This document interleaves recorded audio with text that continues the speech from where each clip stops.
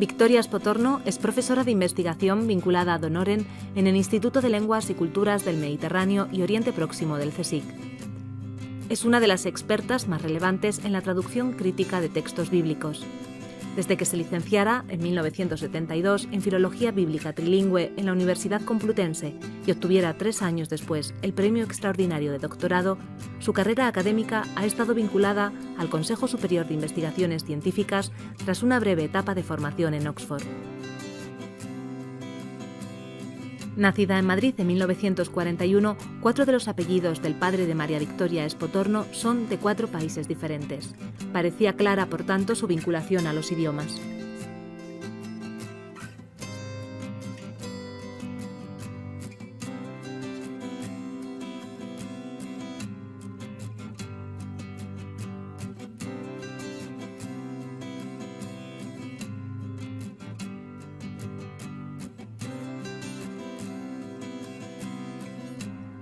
Gran parte de su trabajo de investigación se ha dedicado a la traducción de la Biblia griega, la primera traducción del hebreo.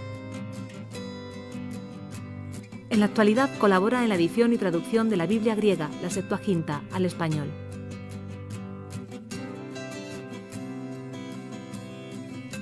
Como resultado de su investigación, es autora de numerosos libros, artículos y otras publicaciones científicas que reflejan su fecunda labor como filóloga y como editora. Además de textos bíblicos, encontramos entre su bibliografía un libro traducido, prologado y anotado sobre la autobiografía de Flavio Josefo.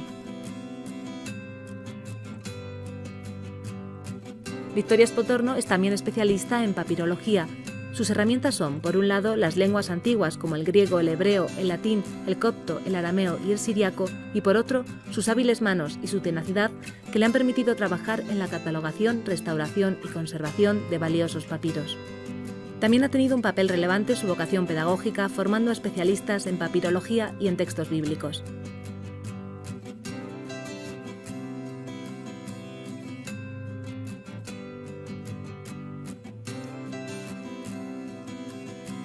Fue jefa del Departamento de Filología Bíblica y de Oriente Antiguo del Instituto de Filología del CSIC y ahora es miembro del Consejo de Redacción de la revista Sefarat, de la que además ha sido directora.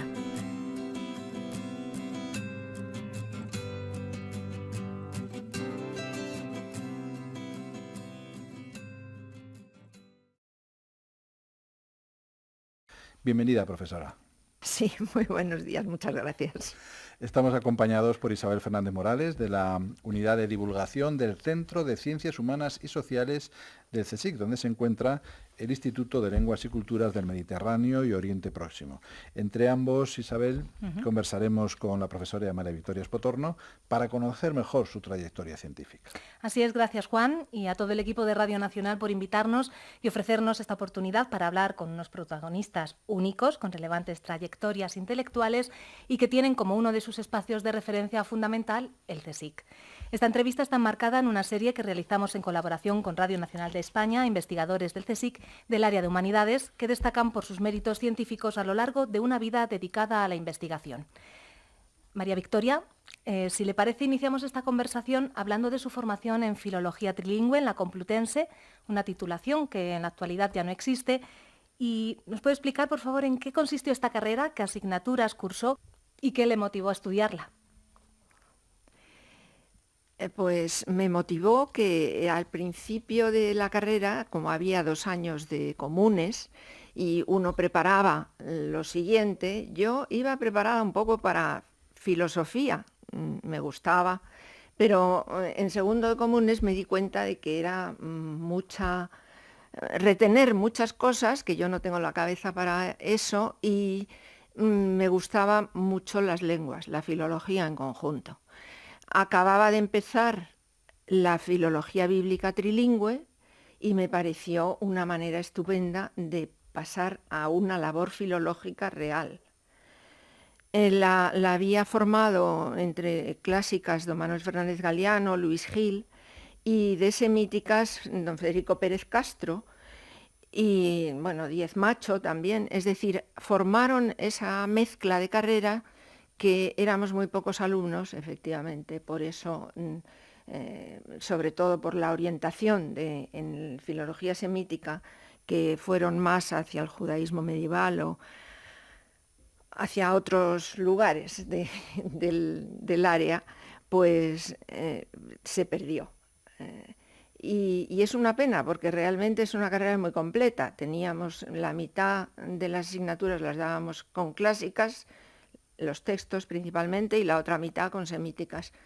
Y luego había algunas específicas propias de la arqueología bíblica, la historia de Israel, es decir, asignaturas que eran más precisas para una filología bíblica trilingüe. Escuche Y un me momento, gustó por favor. mucho. Pues era Luis Gil en griego, bueno, Federico Pérez Castro en hebreo, Pérez Castro, Gil y Galiano, también de griego. Él fue mi director de tesis, Fernández Galiano, don Manuel, y luego Fernando Díaz Esteban. ¿Quién más? Bueno, tampoco hay que acordarse de todos. Pero de Masora. Luego hemos seguido Masora con Emilia Fernández Tejero. Es el fragmento de una entrevista que le realizaron recientemente en Radio Sefarad. ¿Qué recuerda de sus profesores? Mis profesores, pues eran propios, eran de su tiempo, es decir, había cierta diferencia entre los de clásicas, que quizá eran más sueltos, más humanistas, aunque en semíticas Federico Pérez Castro tenía muchísimos contactos con el exterior, con Paul Kale, y realmente pues enseñaba muy bien el hebreo. Lo suyo pues era gramática hebrea principalmente, pues entonces enseñaba la gramática con mucho detalle, una cosa muy, muy específica, no se pasaba a la traducción, a la lengua abierta. Y luego don Francisco Cantera era durísimo en la morfología hebrea, y con él pues yo sí, no lo pasé del todo mal, pero era muy duro con los alumnos. No, intransigente y exigente, las dos cosas. Pero bueno, gracias a eso, pues nos dio una base de lengua bastante sólida. Y su tesis doctoral la realizó, sin embargo, en la Universidad Autónoma de Madrid. Autónoma, claro, con Manuel Fernández Galiano, que de clásicas, él era de griego, catedrático de griego, que se fue a la Autónoma, fue de los fundadores de la Autónoma, y me propuso el papiro 967 de Ezequiel en la tradición septuagintal. El 967 es un códice en papiro, el más antiguo que hay como códice del Antiguo Testamento, y está muy disperso por todo el mundo, páginas en todas partes. Vamos, en Princeton, en Colonia y en Madrid. Él tenía 20 páginas del códice que editó y las depositó, ahora están en la Biblioteca Nacional. Y realmente un estudio de conjunto del códice pues era necesario. Y lo hice ahí en la Autónoma, iba todos los días a trabajar como buena becaria.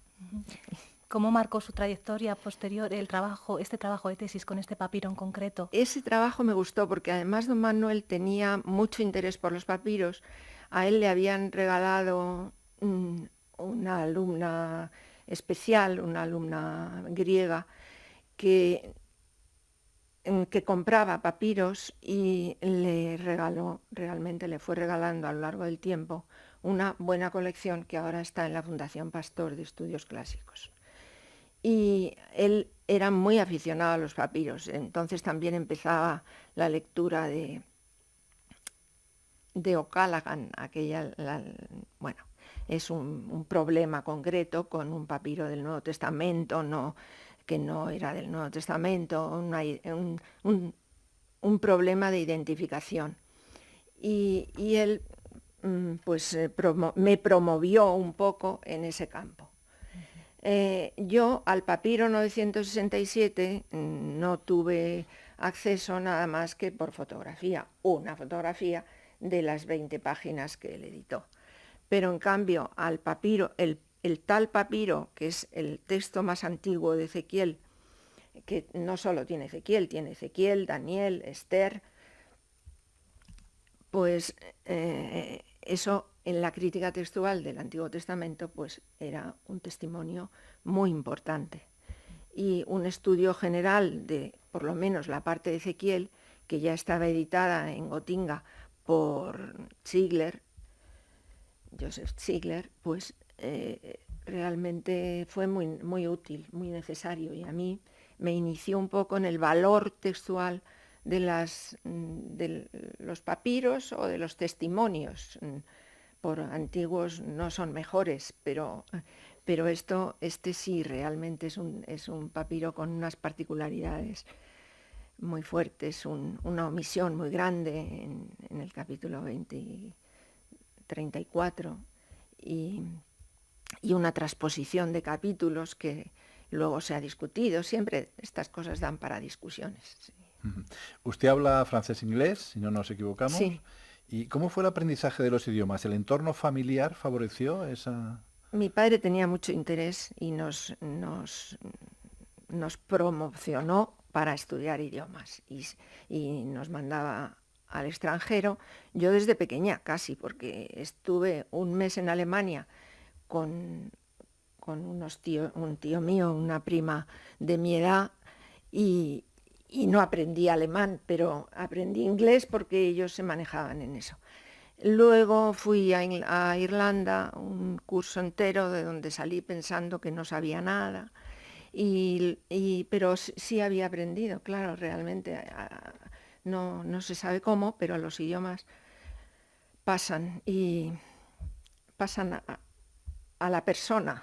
Y entonces, pues con eso he vivido y realmente me ha servido para mucho, porque cuando vino a España el profesor Kilpatrick, de Oxford, profesor del Nuevo Testamento, y escogía alguna ayuda o alguien para formar en la crítica textual del Nuevo Testamento, pues yo pude hablar muy bien con él. Era un hombre muy amplio, estupendo, y me cogió. Yo creo, para mí, que era por el idioma, o sea, porque había mucha facilidad de comprender. ¿No era habitual que se hablara en su entorno otros investigadores o becarios en ese pues momento? Pues en esa época la verdad que no era corriente.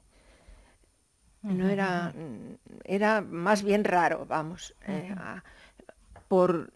sea por el aprendizaje, porque no se aprendía en el colegio enseñaba francés.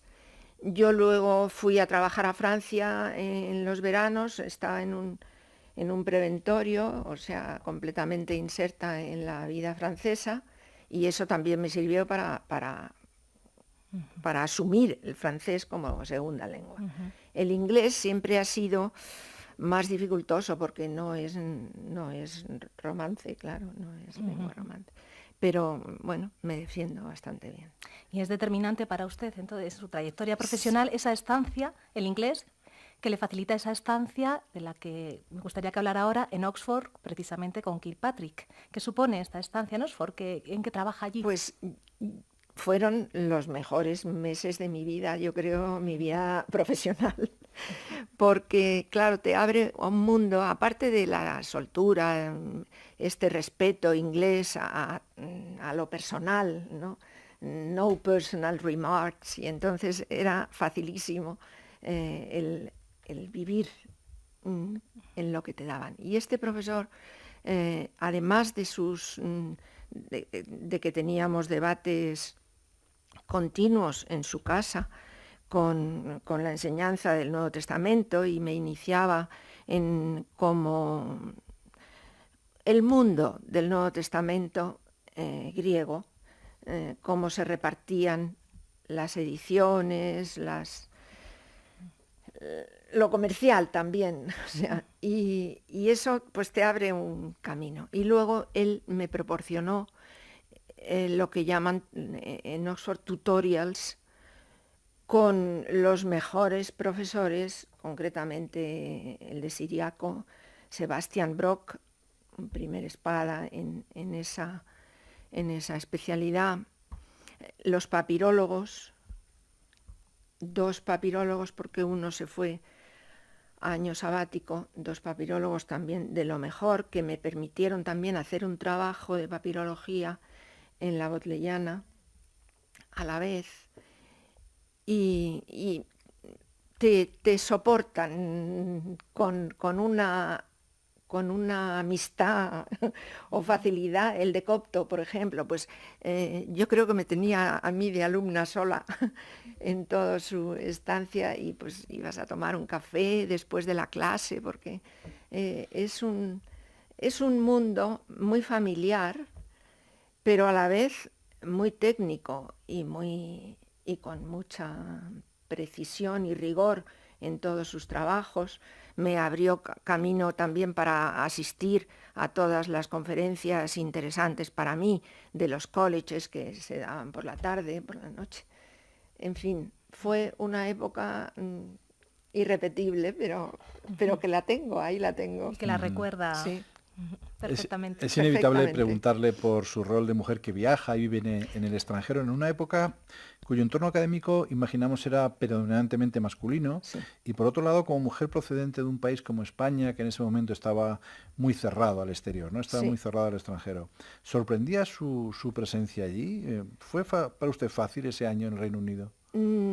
No sorprende. Allí la mujer, vamos, concretamente en Oxford, es verdad que está separado el mundo masculino y el femenino. Los colleges hay pocos o casi ninguno mixtos, pero y el femenino es uno prácticamente. Pero no, yo no me sentía. Yo es que soy también percibo poco esas cosas, porque no les doy demasiada importancia, aunque a la hora de analizarlo, pues lo veo con toda claridad. Es un mundo masculino, masculinizante, además, o sea, es difícil el que la mujer se abra camino, pero yo tuve mucha suerte en eso, y realmente lo que procuro no percibirlo para no resentirme, porque si no está uno siempre en lucha con una cosa que la misma vida lo promocionará, lo traerá. Si la mujer, no hay que ser feminista exclusivamente luchadora, sino que basta con que en la lucha diaria y en el trabajo femenino nos abramos camino poco a poco, claro, porque las cosas no son fáciles, sobre todo cuando hay que vencer un algo, y en este caso es lo masculino, no voy a decir el machismo, pero es lo masculino que está muy promocionado. Hablaremos más adelante de su visión y de su experiencia como mujer en el CSIC, pero primero cuéntenos, por favor, cómo precisamente entra en contacto con el Consejo Superior de Investigaciones Científicas tras esta visita a Oxford. ¿Cómo empieza esa conexión? Claro, pues ya estaba el profesor Díez Macho, que en realidad era de arameo, pero le interesaba mucho el griego Nuevo Testamento, y hizo un proyecto amplísimo como se hicieron entonces, pensando proyectos de la Biblia políglota matritense, incluyendo Nuevo Testamento, le llamaban columnas, columna griega, Nuevo Testamento, y Díez Macho tenía mucho interés en que la columna del griego Nuevo Testamento existiera, y me incluyó en su proyecto, que él era de arameo, el editor de un buenísimo manuscrito internacionalmente reconocido que se llamaba el Neófiti, que se publicó en el Consejo, y así entré, es decir, eran contratos específicos, que llamábamos contratos por obra. era, bueno, más o menos por obra o por trabajo seguido. Y nos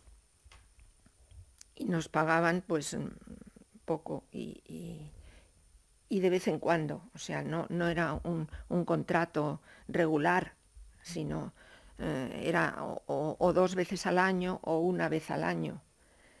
Y muy poco, no recuerdo, pero era menos que la beca, que entonces eran 10.000 pesetas al mes, pues esto era menor.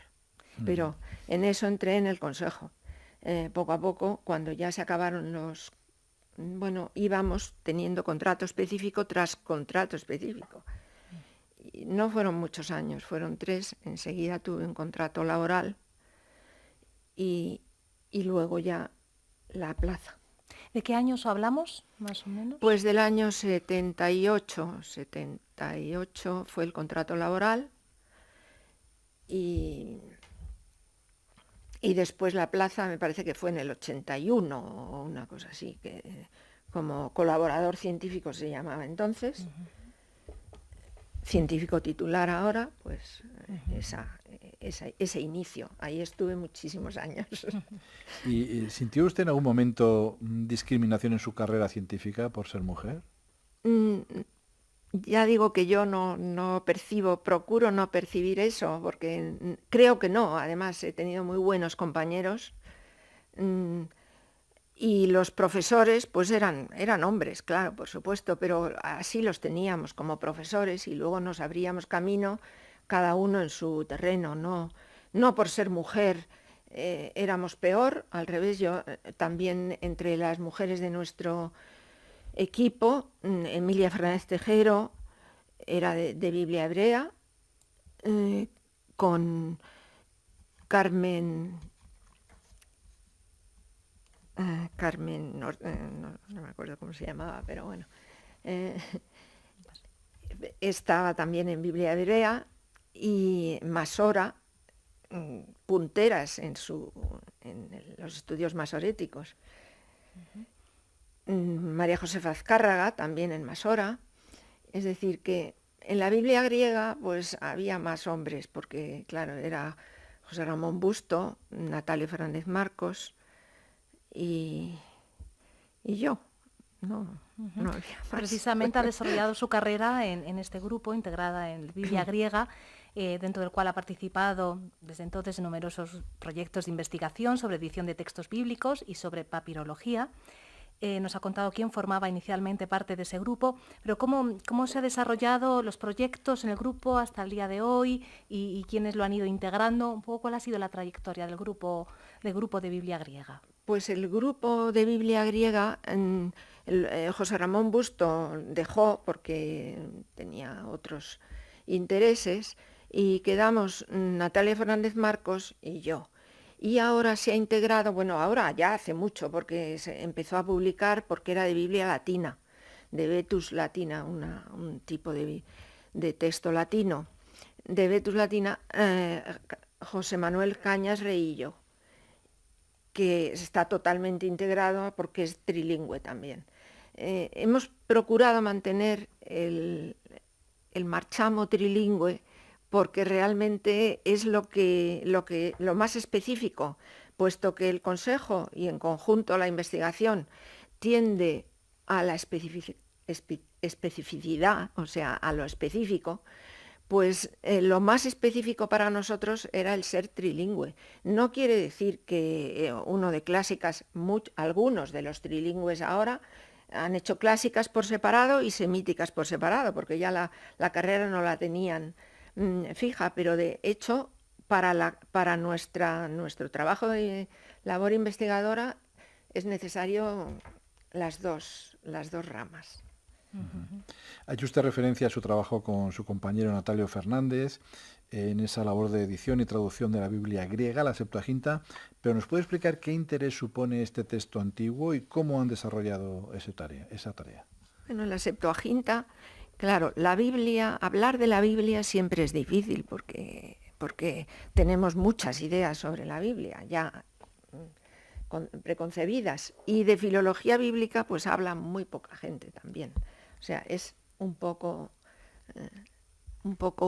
más raro, vamos, y sobre todo particular, ¿no? Es la filología bíblica ahora está más en auge.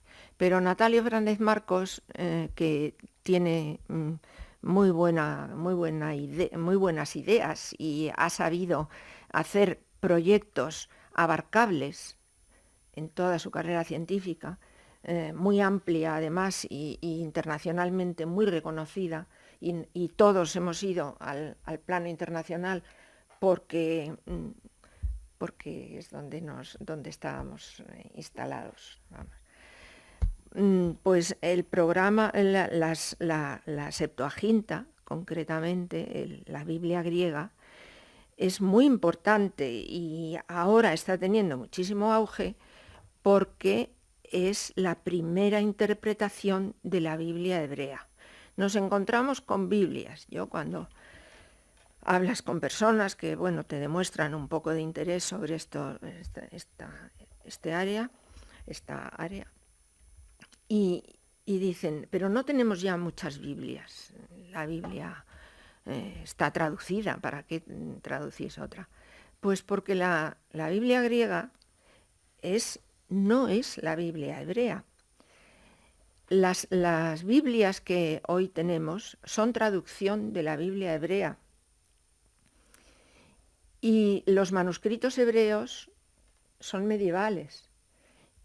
Y el texto griego, ya tenemos códices del siglo IV y V, muy anteriores a los códices que tenemos de la Biblia hebrea, de la Biblia, así llamada. Parece que la Biblia, y es la Biblia hebrea la base, el texto origen, pero el texto origen del griego no es la Biblia hebrea masorética de hoy, el texto masorético, que fue fijado en los primeros siglos, siglo VI, por ahí, por los masoretas y los rabinos. Fijaron el texto perfectamente, rodeándolo de esa corona masorética, de notas masoréticas, y lo fijaron. Pero la Biblia griega nos da una nueva interpretación, es decir, es diferente. Es que la Biblia griega no es que sea otra Biblia, entonces solucionáis no se solucionan los problemas, son dos textos simplemente, con su forma, su literatura. Esos son dos textos literarios. ¿Literarios religiosos? Pues no, de momento, quiero decir, son dos textos, no son devocionarios, es decir, la Biblia tiende a... El español medio tiende a pensar que la Biblia es un libro piadoso.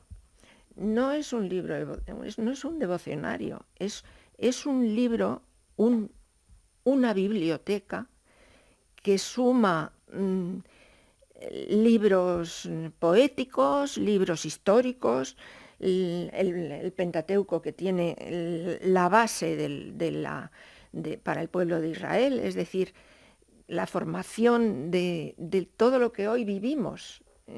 No ha salido así por casualidad, sino que lleva muchos años fraguándose. Entonces, cuando uno traduce el Éxodo del griego, pues es una riqueza realmente. Pongo el Éxodo, el Génesis también, cualquiera de los libros del Pentateuco, pero luego pasas a los Salmos o al Cantar y pasa igual. Es de una riqueza literaria, poética lo que es poético, literario histórico, no sé, sapiencial. Es decir, que el libro de la sabiduría, proverbios, son todo, y la Biblia griega pues los da de una manera diferente a la Biblia hebrea. Es un texto mucho más próximo a nosotros, quizá por la asociación lingüística, quizá. ¿Y ya está traducida completa al español? Está traducida, ya la hemos terminado, estamos ahora revisando el primer volumen, porque porque se ha agotado el Pentateuco, pues lo quieren reeditar y con una pequeña revisión. Y así iremos, volumen a volumen. Hemos acabado con los proféticos. Muy bien. Escuche, por favor. O sea que Sí. estáis también un poquito de Indiana Jones tenéis, Sí, ¿no? un poco, sí. Y, hombre, hay cosas que son muy bonitas de descubrimientos, Ujú. y cuando ves determinados papiros, pues es muy bonito. Y luego que somos un poco y vamos a la búsqueda de la variante, ¿no? Y eso Ujú. también estimula. Con este testimonio que escuchábamos también en Radio Sefarat, pues nos parece muy interesante destacar la propia historia de los textos bíblicos, la búsqueda de originales, los hallazgos, las diferentes versiones encontradas, las traducciones, su conservación en conventos o en otros lugares. Hay una parte de su trabajo que uno imagina como de exploradores a la búsqueda del descubrimiento. No sé si ha vivido momentos emocionantes de este tipo en su carrera. Pues no, la verdad, no soy arqueóloga. Yo creo que esos son los arqueólogos los que viven esos momentos emocionantes. Yo simplemente vivo la emoción en los textos y en el descubrimiento de la riqueza humana y en todos los aspectos humanos. Es decir, no solo es el espíritu, pero es la forma, es la dureza de muchos textos bíblicos, y es lo que sí percibes es filológicamente cuando descubres algo que lo que todos han pasado y no han dado con la palabra. Por ejemplo, eso sí, son satisfacciones fuertes en la vida profesionalmente, pero así descubrimientos de objetos, de cosas, no, el contacto con los papiros sí, eso la verdad es muy bonito. Es al poder restaurar o limpiar, pasar a la limpieza, pues es muy bonito que cómo se va descubriendo el texto, o sea, y que se puede aportar. Pues le vamos a pedir una pequeña ayuda didáctica para que nos resuma una cronología y una relación entre los principales textos bíblicos antiguos para que podamos un poco comprender mejor.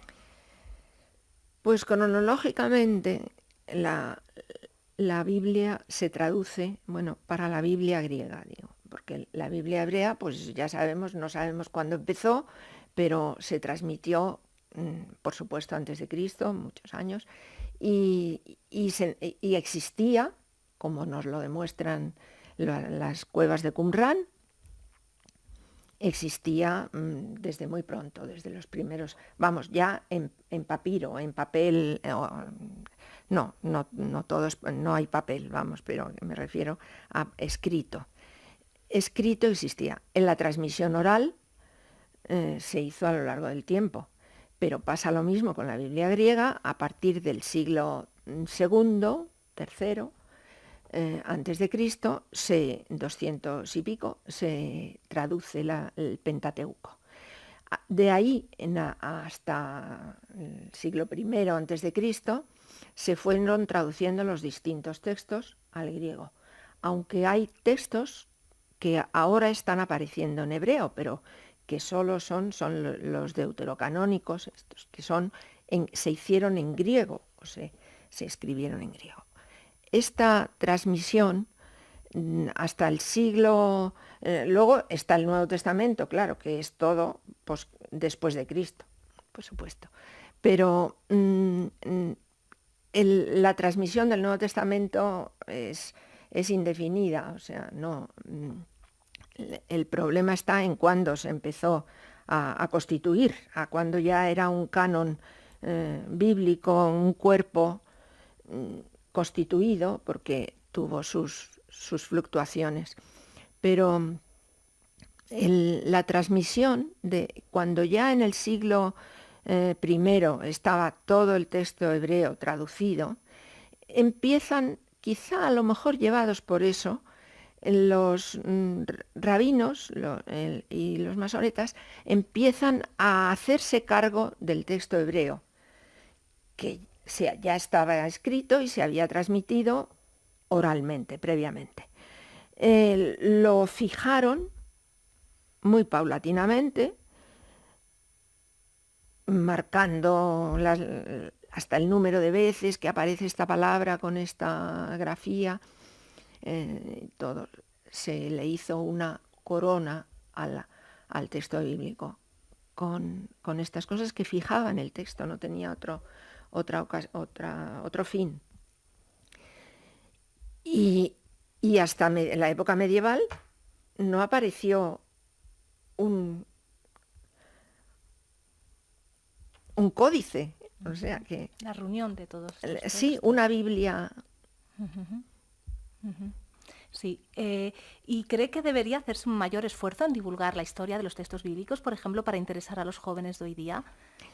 Yo creo que sí, vamos, a mí es que eso siempre me ha interesado, me interesa el transcurso del tiempo y cómo van evolucionando determinados textos, y más los bíblicos que son llevados y traídos con cierta facilidad.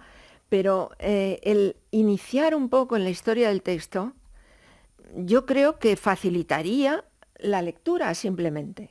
Es decir, que saber qué hay dentro de esos textos, en la transmisión, en los problemas que han vivido, no siempre ideológicos. Uno va a la ideología. No es tanto a veces ideología como modas estilísticas, modas de léxico, pues eso aparece, pues eso viene bien a la filología, que viene bien también porque muchas veces esas modas vienen producidas por una idea, no sé si tanto como dar la ideología, poner ideología en un cambio de variante o en una transformación de variante. Sí, no, más que ideología son problemas del momento, es decir, el ataque contra Tiro, pues lo transforma Septuaginta con Cartago, porque es lo que actualiza, como pasa con cualquier otro texto antiguo, que se van actualizando, cambiando, variando palabras o lugares o personajes que no están muy determinados todavía. Y para eso está la filología y el estudio de los textos, que se hace con mucho trabajo, por cierto. Esos análisis corresponden a la crítica textual. ¿Qué supone hacerla especialmente sobre el texto bíblico y cuáles son las herramientas y las fuentes que utiliza? Yo creo que el principal problema del texto bíblico es la cantidad de manuscritos. Es decir, si hay un texto, pues como el de Josefo, por ejemplo, o cualquiera, que pueda tener 10 manuscritos originales en su lengua original, no hay problema entre los 10 u otros autores medievales que también se manejan con manuscritos, ¿no? Antes, eso no es problema, se hacen ediciones diplomáticas y apenas varía una de otra. Pero cuando hay miles de manuscritos, fragmentarios muchos de ellos, con conjeturas sobrepuestas, con paso por muchos escribas, a la hora de organizar ese texto, pues tienes que tener un buen equipo, como el que tienen los de la Septuaginta Unternehm en Gotinga. Tienen unos equipos en los que colacionan todos los manuscritos y luego pasan a agruparlos.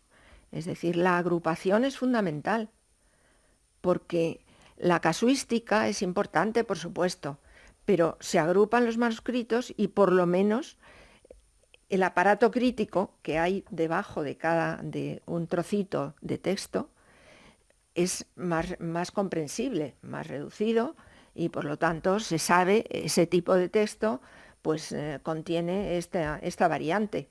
Pero el manejo pues es muy difícil. Y hace falta tener mucho sentido, y eso lo enseñó, me lo decía mucho Kilpatrick, porque no es solo crítica externa, es decir, los manuscritos, si son buenos, si son malos. No hay manuscrito bueno, hay manuscritos malos, pero mejores que otros por más antiguo, ¿no? Porque hay manuscritos algo más modernos, no digo, que contienen lecturas muy antiguas, porque sus orígenes, sus prototipos son mucho más antiguos que los que nos hemos encontrado después. O sea que... Pues como resultado de toda esta investigación es autora de numerosos artículos, libros y otras publicaciones que reflejan esta labor fecunda, filológica, y también como editora. Y además de textos bíblicos encontramos entre su bibliografía un libro traducido, prologado y anotado por usted sobre un personaje histórico al que ya ha hecho referencia, pero ¿quién fue Flavio Josefo? Pues un tipo muy especial, muy específico. Un personaje que yo creo que de enorme actualidad. Lo que pasa que vivió en el siglo I y ahí quedó. Pero realmente un vividor, un hombre con muchísima visión política. Se dio cuenta de que no tenían nada que hacer contra las legiones romanas y que era inútil y más bien fuerte, porque consiguieron muchas muertes y muchos disgustos en todos los ámbitos, en su tradición, y después de la lucha contra Roma, pues una diáspora que todavía hoy se mantiene. Y es ese personaje que cayó y no fue capaz de convencer a los suyos de que había que hacer las paces con Roma, hacer algo para no, después de un asedio contra Jerusalén imponente, pues al final tuvieron que rendirse, es decir, una rendición, y él, a lo largo de la lucha, se hizo amigo de Vespasiano y lo llevó. Y claro, le pasó a ser parte de la familia Flavia. Por eso Flavio Josefo, porque en realidad se llamaba Josefo. Pero un personaje hábil, buen político. Cuando tenían les pusieron en trance de que los inmolaban, o sea, a todos, pues él dijo que no, que poco a poco, y entonces tiraron con la paja más corta, ¿no? Esto, y que se mataran ellos, les hizo una arenga. Nos matamos nosotros y no nos dejamos matar vilmente por el pueblo invasor. Y quedaron dos, él y otro, y entonces convenció al otro de que no le matara, porque ¿para qué iban a morir los dos si ya no quedaban nada más que ellos dos? Y se salvaron los dos últimos, pero previamente había matado a todos sus compañeros, se habían ido matando uno a otro. María Victoria Espotorno tampoco ha sido ajena a labores de gestión. Usted ha sido jefa del Departamento de Filología Bíblica y de Oriente Antiguo del Instituto de Filología del CSIC, y también es miembro del Consejo de Redacción de la revista Sefarad, de la que además ha sido directora. ¿Qué destacaría de estas actividades como gestora? Pues el ser jefe de departamento creo que no era nada como gestión. Quiero decir que era reunir al departamento y cualquier problema del departamento elevarlo. Pero mucho más importante, me parece, es la gestión en general, es dedicación, la verdad, es para que sea buena. Parece que no es nada, y es verdad, pero hay que estar ahí, vamos, firmeza y compaginar agilidad y calidad, y eso pasa en la revista Sefarad, concretamente, que es donde más he podido ejercer la gestión. Fui muchos años secretaria, luego fui directora otros cuantos años, y ya dejé la revista porque realmente absorbe absolutamente la vida de un científico. Concretamente la revista Sefarad es porque es plural, ahora ya cada vez está más centrada en temas judíos, pero entonces era judíos, historia de los judíos, Biblia y sefardismo y Oriente Antiguo. Esa mezcla era, bueno, no era mezcla porque cada artículo era específico de su área, pero llevaba, no, te sacaba de tu terreno y entrabas en el terreno de otros. La verdad que no tuve problema entre los compañeros ni nada en absoluto, al revés, mucha ayuda y todo. Pero luego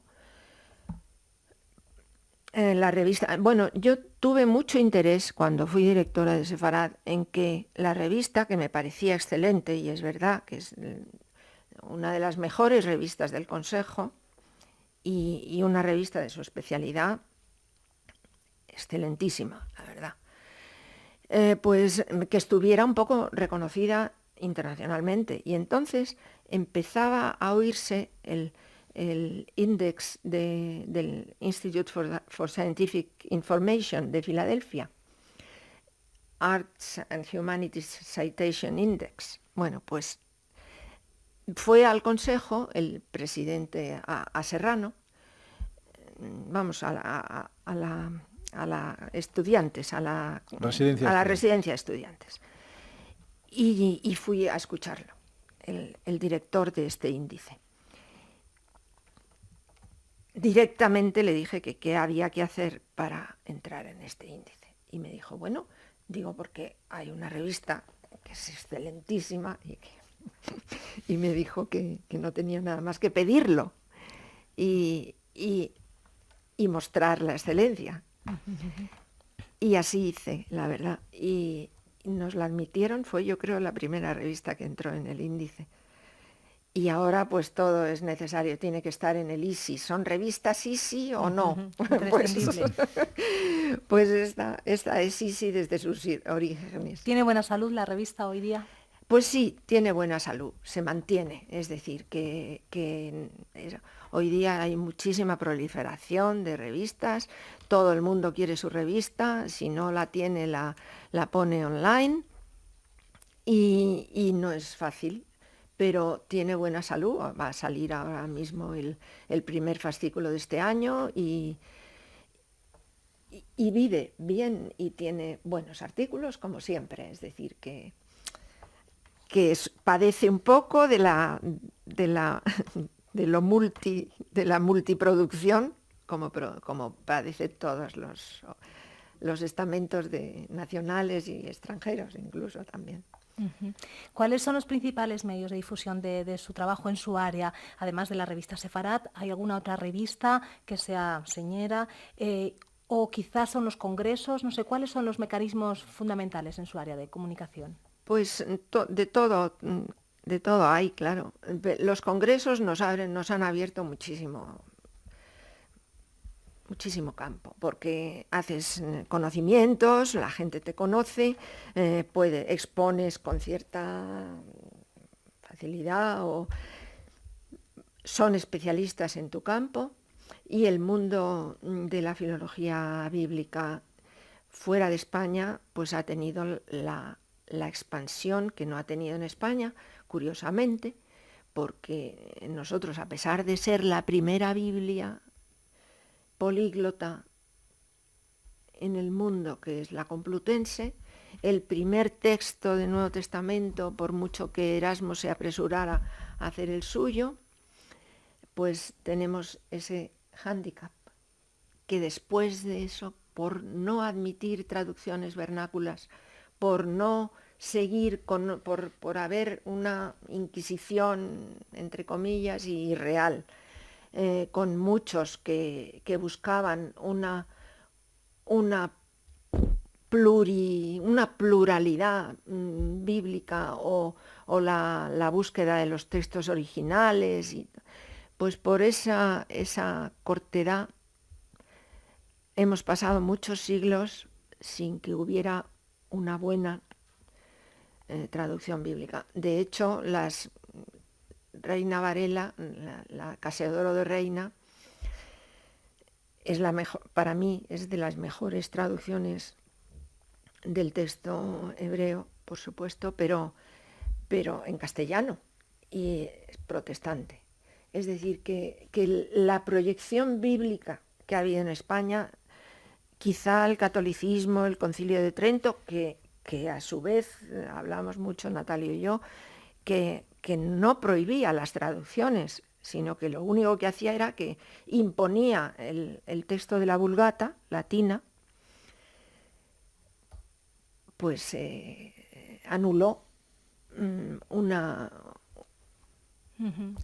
consecución, un trabajo. Que luego el CSIC recupera. El CSIC lo recupera precisamente con esos profesores que eran de su tiempo, pero excelentes. Galiano concretamente tenía una amplitud renacentista, o sea, de una mirada, y Pérez Castro igual, es decir, fueron capaces de ponerse en contacto con el exterior, que vosotros porque sois muy jóvenes, pero entonces el contacto con el exterior estaba muy mal visto. Y fueron capaces y trajeron a los grandes profesores en cada una de las lenguas y se preocuparon de abrirnos un camino, que ya es mucho. ¿Y cree usted que los ciudadanos del siglo XXI reconocemos su trabajo, lo comprendemos?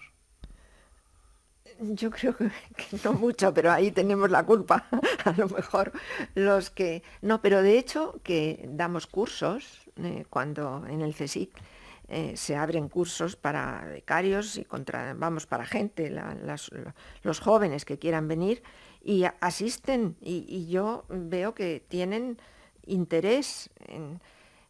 lo que pasa que es un terreno que atrae, pero luego es muy árido. Es como la papirología. La papirología atrae mucho, porque es la antigüedad, se buscan modelos preciosos, antiguos, todo.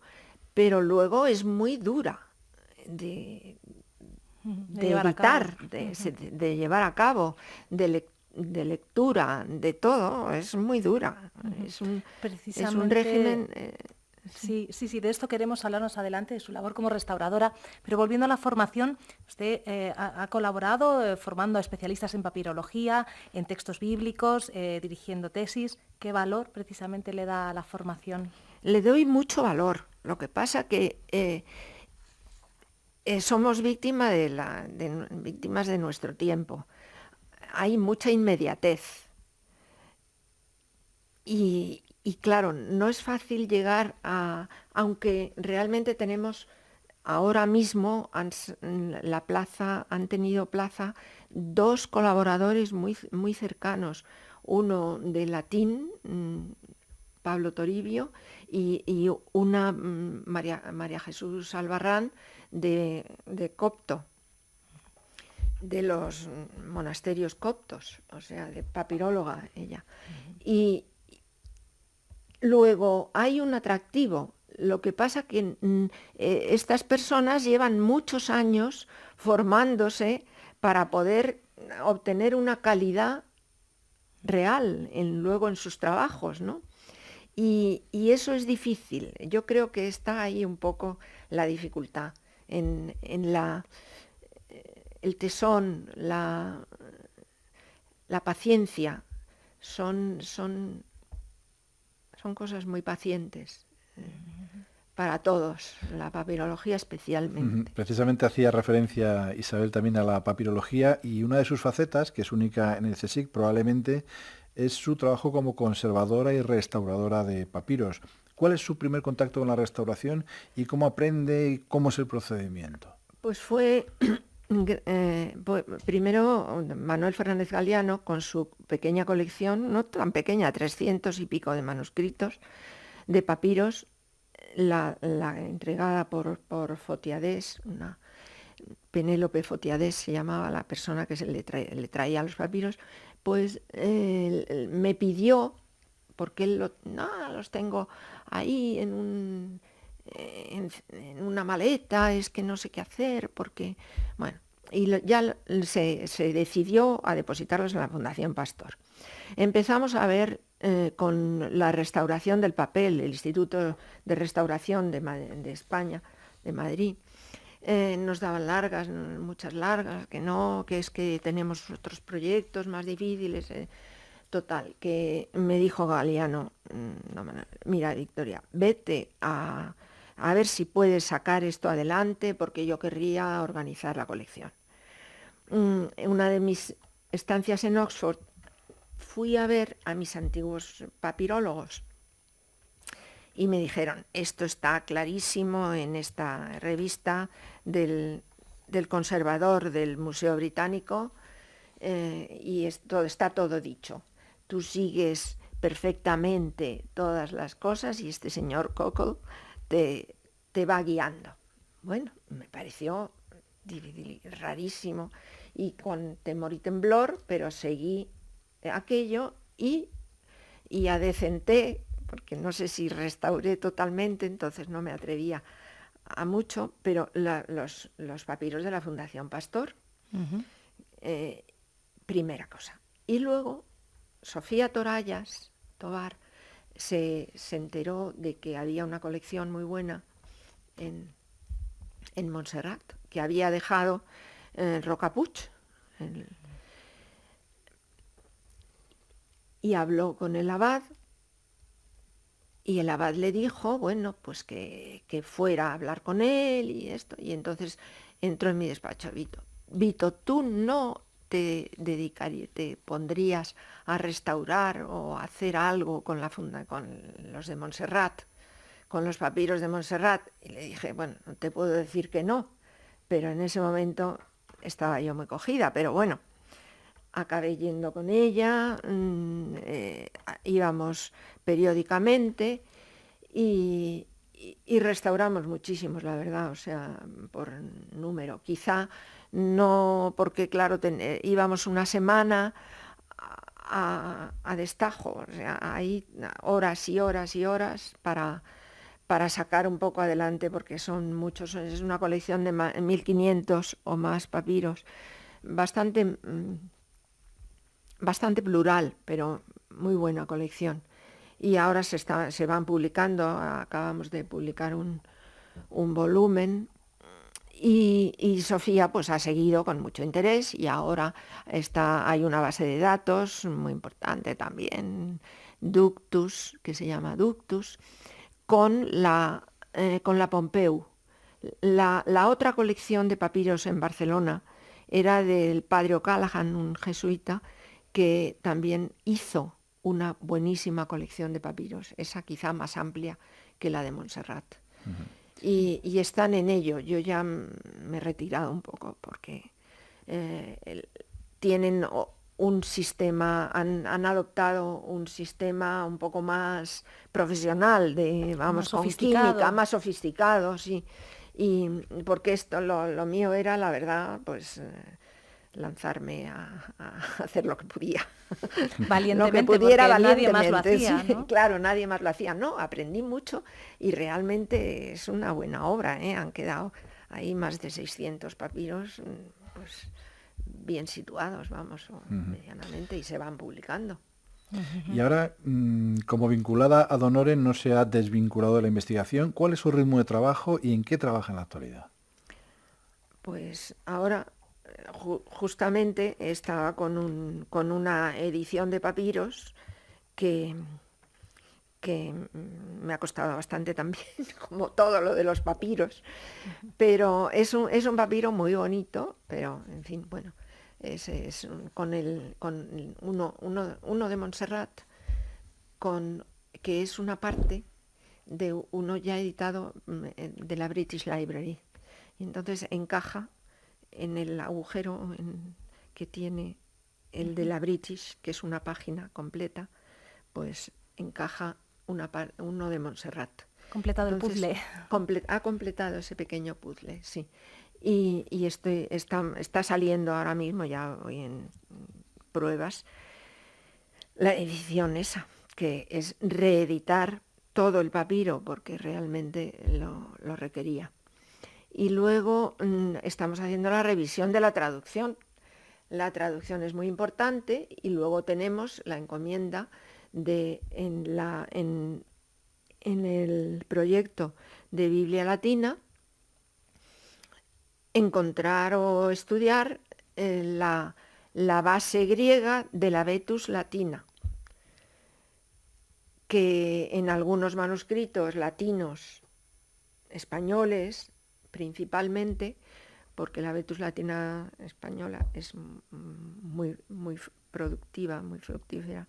La Vetus Latina, la anterior a la traducción de San Jerónimo, de la Vulgata, los textos latinos que cundían por el imperio, como llaman ahora, toda la nueva moda del Nuevo Testamento es el imperio y el poscolonialismo, considerando colonia América y África. Y entonces ahora el imperio romano.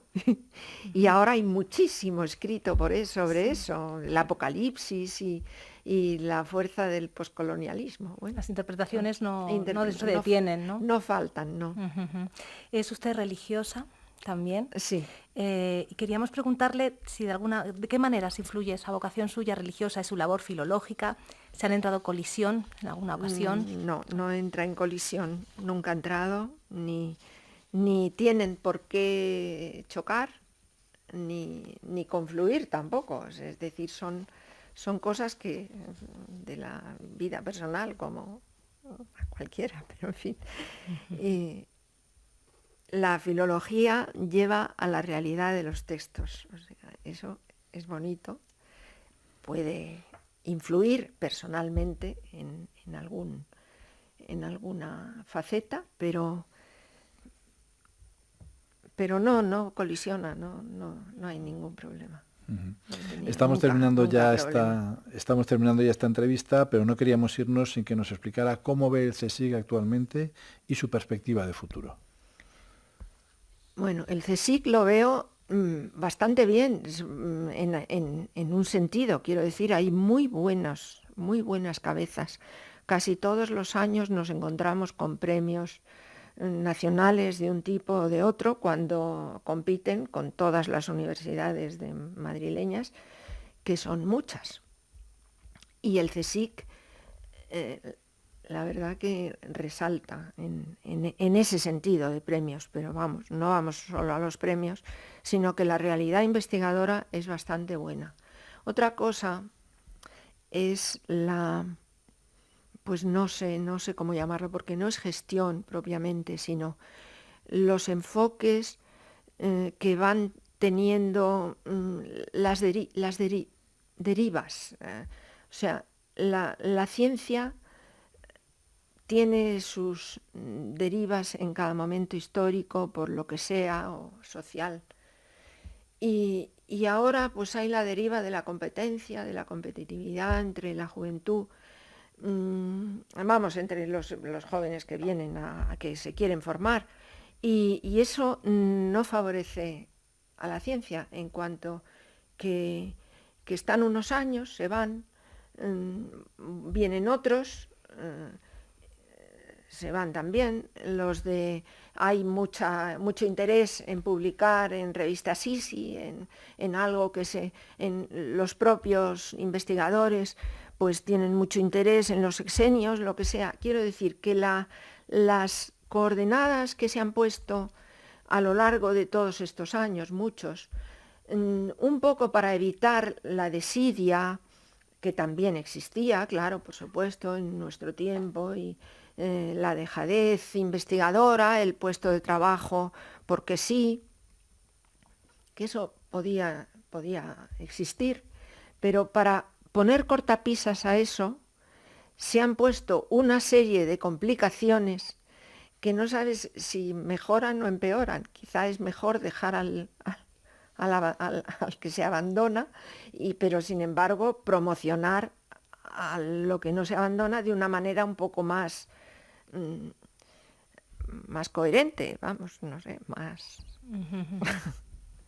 Y quizás Porque sean los eso lo proyectos veo. internacionales, Sí, el hay- trascender internacionalmente puede ser lo que apoye el futuro del Sí, CSIC. lo apoya el futuro del CSIC, pero eso no va por apply, como dicen, por apuntarse a los proyectos internacionales solo, que tampoco están bollantes, vamos, digo, sino que hay que ir personalmente a ello. O sea, no sé si me Con explico. implicación. Con implicación, claro. Es decir, que es una vida activa en cuanto a la internacionalidad. No es un título o un subtítulo de mi proyecto, sino que tiene que haber una realidad. Es decir, los extranjeros, vamos, los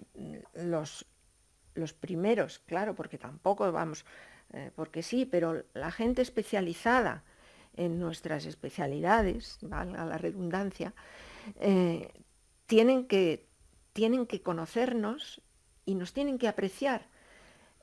Prueba de eso es el reconocimiento que ha tenido ahora Natalia Fernández Marcos. Es muy difícil entrar en la British Academy cuando se ve la trayectoria de selección que hay. Y claro, ¿eso qué es? Pues el producto de muchos años de darse a conocer, de paciencia, de intensidad en el trabajo, es decir, y de asistencia, claro, de no negarse ni ser superficial. En estas cosas no se puede ser superficial, porque te descubren. Isabel, nos despedimos. Pues sí, muchas gracias María Victoria Spotorno, Bueno, ha sido un muchas placer gracias. conocerla. A vosotros, yo he estado muy a gusto, no sé si Pues un poco igualmente. premiosa como soy. Bueno, cada Gracias. uno. Muchas Gracias. gracias a vosotros.